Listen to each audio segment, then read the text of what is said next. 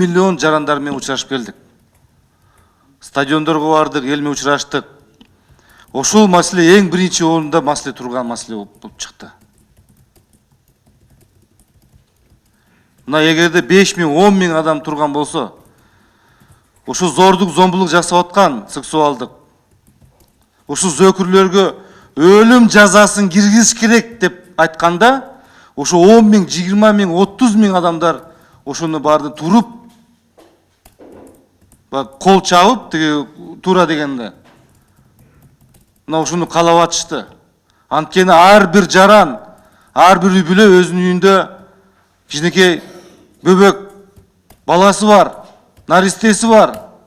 Ошо интернеттен, газеттен окугандан кийин ал өзүнүн баласын ойлоп атат. Ооба, бизде азыр өлүм жазасын биз киргизе албайбыз.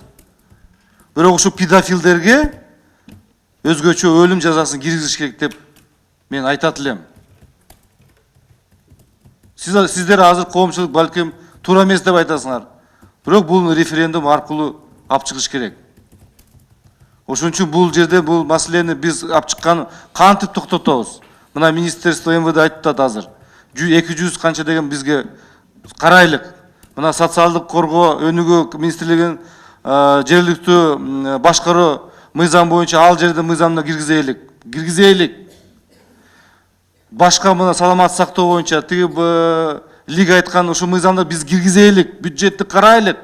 Бирок ошол карагандан кийин токтойбу, токтобойбу?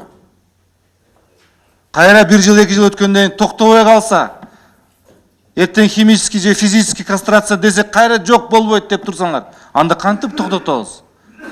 Ошон үчүн мен айтканым келет бул жерде. Мына сиздер дагы азыр бүгүнкү биз чечим чыгарабыз.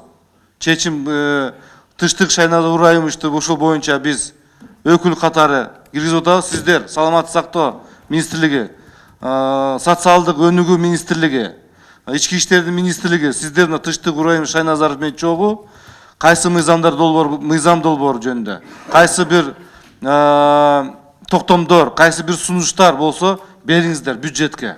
Ошону биз чогуу аткарып, чогуу алып чыгайлык. Биз анан өзүбүз дагы бул маселени кийин биз президент аппарат менен чогуу макулдашып, жогорку кеңеш менен депутат, башка коалициялар, депутаттар фракция менен чогуу макулдашып, балким биз ошол маселени биз референдумга алып чыгабыз.